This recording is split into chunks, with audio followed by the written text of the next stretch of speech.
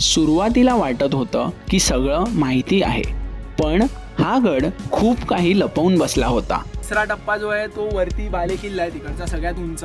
पण तिकडे जाण्यासाठी तुम्हाला इक्विपमेंट्स असतात ट्रेकिंगच्या. पुढे जाताना असे काही लपलेले गोष्टी सापडले. त्या दोनपैकी एक कुठला तरी चोर दरवाजा, ते सहसा कुणाला दिसत नाहीत. रहस्य, थरार आणि उंचीचा अनुभव देणारा मलंगड किल्ला. चला या गडाचा खरा चेहरा पाहायला सुरुवात करूया. हाय गाईस, पायवाट डायरीमध्ये तुमचं पुन्हा एकदा स्वागत आहे. आणि आज सकाळचे आता 6 वाजलेले आहेत आणि आज आता थंबनेलमध्ये तुम्ही बघितलं असेल आपण मलंगड कवर करायला चाललो आहे. सो आम्ही बाहेर रोड जाणार आहे. डोंबिवलीला माझा मित्र आहे, त्याच्या बाईकने आम्ही जाणार आहे. सो आता इथून मी डोंबिवलीपर्यंत ट्रेननी जाईन आणि मग बाईकनी जाईन. आणि हा ब्लॉग तुम्ही पूर्ण बघत राहा, कारण नवीन रोपवे चालू झालेला आहे, तो कवर करायला खास चाललेलो आहे मी. सो या ब्लॉगमध्ये खूप मजा येणार आहे. सो ब्लॉग कंटिन्यू बघत राहा आणि आता आपण भेटूया जर्नीला. चला बाय बाय. आमच्या मलंगड ट्रेकची सुरुवात ट्रेन आणि बाईकच्या प्रवासाने झाली. हळूहळू शहर मागे पडत होतं आणि ॲडव्हेंचरचा फील यायला लागला. शेवटी आम्ही मलंगडच्या रोपवे जवळ येऊन पोहोचलो. तर तुम्ही ते बघू शकता मागे आम्ही पोहोचलेलो आहे मलंगडला. आणि मलंगडला येण्यासाठी खूप सिम्पल आहे. तुम्ही एस टीने डायरेक्ट येऊ शकता. कल्याण स्टेशनपासून भरपूर एस टी जातात. अराऊंड 20-15 मिनटं 15-20 मिनटांनी एक एस टी जात असेल. फ्रिक्वेन्सी पण चांगली आहे. आणि फक्त रोपवेने तुम्हाला जायचं असेल तर तुम्हाला एस टी खाली उतरवते आणि तिथून तुम्हाला शेअर ऑटोने यायला लागेल. सो ते एक प्रॉब्लेम आहे. किंवा चालत पण येऊ शकता. 15-20 मिनटात लागतात चालत यायला, एवढं काय लांब नाही. आणि आता एवढा चांगला आपल्याला रोपवे वगैरे सगळं सरकार बांधून देते. सो ती आपली जबाबदारी आहे की पुढे हा रोपवे कसा ठेवायचा, याची कंडिशन कशी ठेवायची.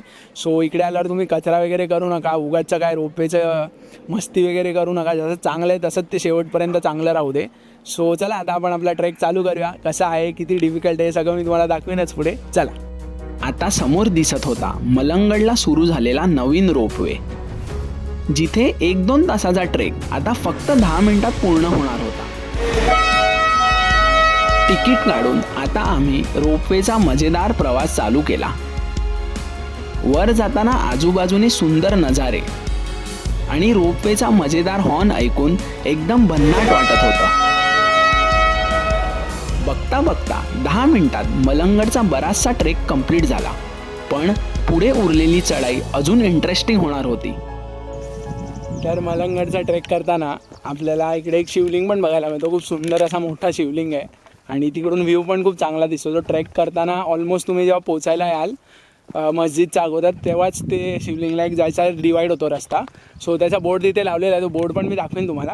आणि आता तिकडे जाऊया आपण. कसं आहे शिवलिंग ते बघूया. तरी मस्त असा रस्ता आहे पूर्ण गावाचा एकदम आणि त्याच्याच समोर इथे शिवलिंग आहे. सो चला ते बघून येऊया. आता पुढचा प्रवास सुरू झाला. त्या सोनेरी रस्त्यातून चालताना एक वेगळीच शांतता जाणवत होती. आम्ही पुढे जाऊन शंकराच्या पिंडीचं दर्शन घ्यायला निघालो. आणि आज आपल्याबरोबर ट्रेकला आहे प्रतीक. आणि हा प्रतीकचा मित्र, नाव काय आहे? ईश्वर. तर ॲक्च्युली आम्ही मलंगडला आत्ता आज आलेलो. आजची डेट काय रे? 30 जानेवारी. तर ती मलंग बाबा यात्रा म्हणून या दरम्यान असते. तर आम्हाला ॲक्च्युली मलंगडवरती बंद मिळाला. सो तिकडे कोणाला अलाउडच नाही करत आहे. तर 5-10 दिवस तो गडवरती बंद असतो. तर हा ब्लॉग मी एंड नाही करणार आहे. याच्या पुढे जेव्हा मी परत जाऊ तो ब्लॉग स्टिच करून पूर्ण तुम्हाला दाखवीन मलंगडचा. तर तेच फेब्रुवारी किंवा जानेच्या एंडला आणि फेबच्या स्टार्टला येता तर पूर्ण चौकशी करून या की चालू आहे की नाही तर परत तुम्हाला रिटर्न जायला लागेल आमच्यासारखा. सो चला आता इकडची पिंडी आहे त्याचं आपण दर्शन घेऊया आणि मग खाली उतरू आणि नंतर पुढचं मी कंटिन्यू करीनच जेव्हा आम्ही परत येऊ तेव्हा. सो चला शंकराच्या पिंडीचं दर्शन घेऊ. डोंगराच्या एवढ्या उंच कडेवर असलेली ती भव्य शंकराची पिंडी. त्या पिंडीचं दर्शन घेताना एक वेगळीच एनर्जी जाणवत होती. तो अनुभव खूपच खास आणि लक्षात राहणारा होता.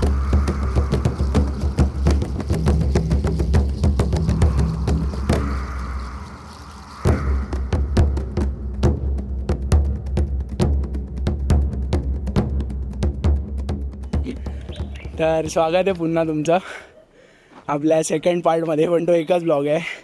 सो आता परत आलेलो आम्ही मलंगडला, कारण मागच्या वेळेला मिळालं नाही.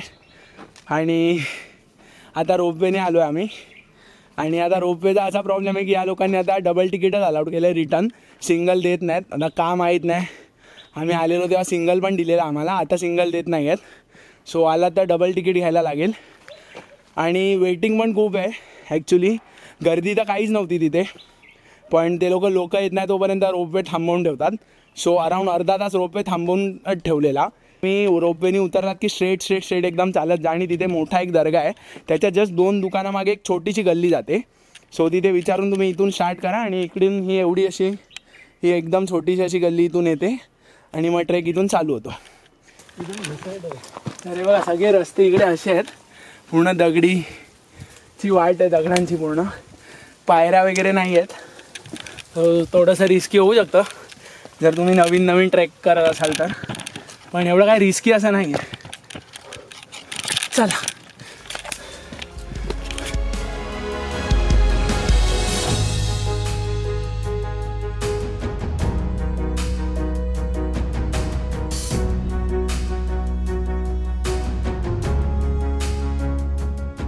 तर आता मलंगगडावरती जाण्याच्या अगोदर मी तुम्हाला थोडीशी इकडची इन्फॉर्मेशन सांगतो की कसं काय आहे या गडावर, बघण्यासारखं काय आहे, कोणी गड बांधला, हे सगळं मी तुम्हाला थोडं सांगतो, तर ऐकून घ्या. सो आता हा गड जो आहे तो 7व्या दशकात किंग नालंदा म्हणून होते मौर्य डायनेस्टीचे, त्यांनी हा किल्ला बांधला. तर 1000 वर्ष तो किल्ला त्यांच्या तावडीत होता आणि मग त्याच्यानंतर 17व्या शतकात हा किल्ला मराठ्यांनी जिंकला आणि मग त्याच्यानंतर हा किल्ला मराठ्यांकडे होता. आणि मग शेवटी जसे बाकीचे किल्ले ब्रिटिशांकडे गेले तसा हा पण ब्रिटिशांकडे गेला. तर हा किल्ला 3 टप्प्यात डिवायडेड आहे. पहिला टप्पा आहे हाजी मलंगचा दर्गा, तर तिकडे एक दर्गा आहे आणि त्यांचं गाव आहे, तर तो पहिला टप्पा आहे. त्याच्यानंतर तुम्ही वर चढाल तेव्हा दुसरा टप्पा चालू होतो, तिथे तुम्हाला दगडात कोरलेल्या पायऱ्या दिसतात आणि त्याच्यानंतर मेन दरवाजा दिसतो. तर तिकडे खूप सारी अशी सपाट जमीन आहे, तिकडे बघण्यासारखं तुम्हाला काय काय आहे. तर एक चोर दरवाजा तुम्ही तिथे बघू शकता, धान्य कोठार बघू शकता, पाण्याच्या टाक्या आहेत, सो ते सगळं आहे.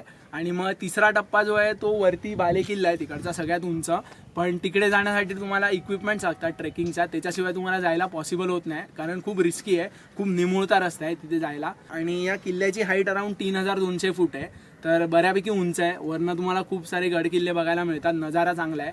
तर अजून एक गोष्ट सांगायची म्हणजे या किल्ल्याची महत्त्वाची, इतिहासात असं लिहिलेलं आहे याच्यात की काही म्हणजे सगळ्या गडांना जसं तुम्ही दरवाजांना किंवा खिडक्यांच्या इथे बघता की एक छोटंसं भोक असतं, त्याच्यातून ते गरम पाणी किंवा तेल सोडायचे तेव्हा जे वरती यायचे त्यांच्यावरती अटॅक करायसाठी.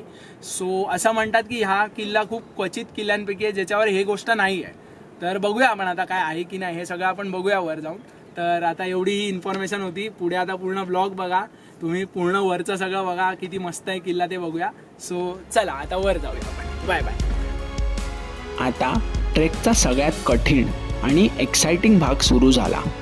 प्रत्येक पाऊल टाकताना भीती आणि थ्रिल दोन्ही वाटत होतं. कष्ट करत आम्ही शेवटी ती चढाई पूर्ण केली.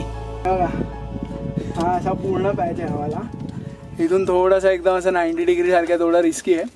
आणि हा आपला किल्ल्याचा दरवाजा पूर्ण, आणि इथून पूर्ण ओपन असा व्ह्यू आहे. चला वर काय बघूया आता पटपट. वाव. तर जसे वर याल तर इथे समोर गेलात ना की एक चोर दरवाजा आहे, तो दाखवतो मी तुम्हाला, पण तो डीप आहे थोडा, तर तिथे अवॉइड करायला जायचा कारण दिसत नाही, कळत नाही की काय खाली आहे.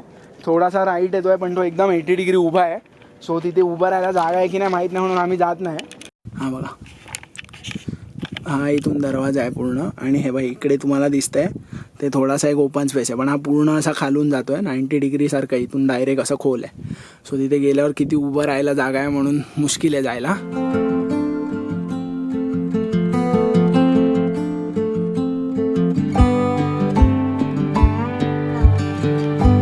आणि अशा ठिकाणी चालायचा काहीतरी वेगळाच एक आनंद मिळतो. ते ब्लॉगमध्ये वगैरे मी सांगू नाही शकत, मस्त वाटतं. पूर्ण सगळं ऑरेंज असं गोल्डन पूर्ण झालेली आहे जमीन, आणि त्याच्यामधनं आपण असं चालतोय. दोघच जण आहे आम्ही, पूर्ण गडावर दोघच जण आहे. इथे ॲक्च्युली कळत नाही की काय आहे, अन्न आपलं धान्य कोठार आहे की पाण्याची टाकी आहे, कारण पूर्ण सुक्क आहे, एक पण थेंब नाही पाण्याचा. आणि तिथे ना भिंतींवरती ना काहीतरी लिहिलं आहे आय गेस मराठी किंवा संस्कृतमध्ये त्या टाईमचं लिहिलेलं वाटतं आहे. सो जर त्या टाईमचं लिहिलेलं असेल तर हा मोस्टली धान्य कोठारच असेल आपला, कारण पाण्यामुळे ते राहणार नाही.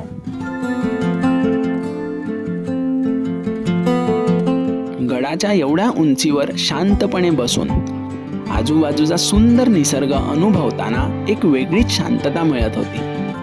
सगळा थकवा जणू कुठेतरी नाहीसा झाला. तर सांगतो मी तुम्हाला आता इथे काय काय दिसतं आपल्याला. सो सगळ्यात पहिला हा जो टोक दिसतोय तो तावली आहे पूर्ण, आणि ह्या साईडला कुठेतरी तिकडेच तावलीचा वॉटरफॉल आहे. तो कुठला डोंगर आहे माहीत नाही, आणि ते दाखवत नाही आहेत मॅप्सवरती पण. आणि त्याच्याच बाजूला हा जो टोक आहे ना छोटंसं, इथे एकदम फॉगी दिसतं आहे, तर तो चंदेरी फोर्ट आहे. तर तो मेन इथून तुम्हाला क्लिअरली दिसतो. तर हे बघा, हे सगळे गड किल्ले मी दाखवले तुम्हाला, कुठले कुठले आपल्या इथं विजिबल दिसतात या गडावरनं. तिकडे तुम्हाला मी दाखवतो की रिस्की जो पॅच आहे तो कसा आहे, आणि तिकडे येऊ नका. आलात तर ह्याचं ट्रेक ग्रुप बरोबर या, रॅपलिंगसाठी वगैरे रोप्स वगैरे जे असतात ते सेफ्टी गिअर्स घेऊन या तरच या. आणि चला तिकडे जाऊया आणि मी तुम्हाला दाखवतो कसं आहे. Bye bye.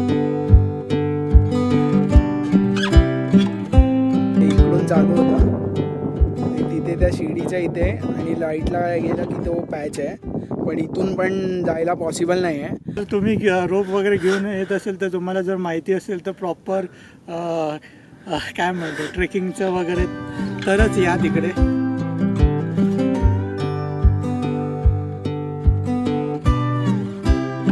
हे बघा, आता आम्ही ना उलट्या साईडनी पूर्ण फिरून आलो, आणि असं वाटतं की हा तो चोर दरवाजा आहे, त्याचा एक्झिट पॉईंट इकडे होतो, आणि इकडून असे उतरून त्या रस्त्याने पळतात, कारण तो रस्ता आता खाली जातो. आम्ही दाखवतो तुम्हाला. तर तिकडून असे फिरून पूर्ण आम्ही इकडे आलो. तर हा एक चोर दरवाजा असू शकतो. हे होल आहे एक मोठं, तो एक ओपनिंग असू शकतो चोर दरवाजाचा. तर बघितलं ते दोन आहेत, त्या दोनपैकी एक कुठला तरी चोर दरवाजा नक्कीच आहे ना, कारण त्या इकडेच आम्ही वरती होतो आणि तिकडेच चोर दरवाजाचं हे दिसलेलं ओपनिंग आम्हाला. सो मोस्टली तोच आहे चोर दरवाजा. बघा, हा सगळा असा रस्ता आहे जाताना. तर येत आहे तर आरामात या. कधी ट्रेक केला नसेल तर येऊच नका, आणि कधी ट्रेक केलं नसेल तर मलंगडवरच येऊ नका, कारण ती लायडर वगैरे बघूनच घाबरायला होता. सो ऑलमोस्ट खाली उतरलो आम्ही इथून, आणि इथे खाली सापाची कात आहे. सो इकडे साप पण आहेत, लक्षात ठेवा. किल्ला पूर्ण फिरून आता आम्ही परत येत होतो, पण वाटेत दिसलेल्या त्या सुंदर मंदिराने आम्हाला थांबवलं. मग काय, ट्रेकचा शेवट आम्ही त्या मंदिरात जाऊन देवीचं दर्शन घेऊन केला. सो आता मलंगडवरून आम्ही खाली उतरलेलो आहे रोपवेने, आणि घरी जाताना रस्त्यात इथे एक देवीचं मंदिर होतं. सो ते पण कवर केलं, तुम्ही बघितलं आता. सो आपला हा व्लॉग इकडेच एंड करूया. आवाज. सो आता आपला हा व्लॉग आपण इथेच एंड करूया. कसा वाटला तुम्हाला हा व्लॉग नक्की सांगा आम्हाला कमेंट करून. खूप वेगवेगळ्या गोष्टी मी दाखवायचा प्रयत्न केला आहे, जसं की दरवाजाचे मागची साईडचे आम्ही बाजूला गेलो, सर हा कोणी दाखवला नव्हता. आणि ते जत्रेचं पण लक्षात ठेवा, फेबच्या महिन्यात येत असाल तर चौकशी करा आणि मगच या, नाही तर येऊ नका, कारण कधी बंद असू शकतं, तर तुम्हाला परत जायला लागेल. सो ह्या ब्लॉगमध्ये एवढंच आहे, आणि भेटूया आता आपण आपल्या पुढच्या ब्लॉगमध्ये. तोपर्यंत तुम्ही पायवाट डायरीचे सगळे व्हिडिओज बघा, सबस्क्राईब करा आणि शेअर करा.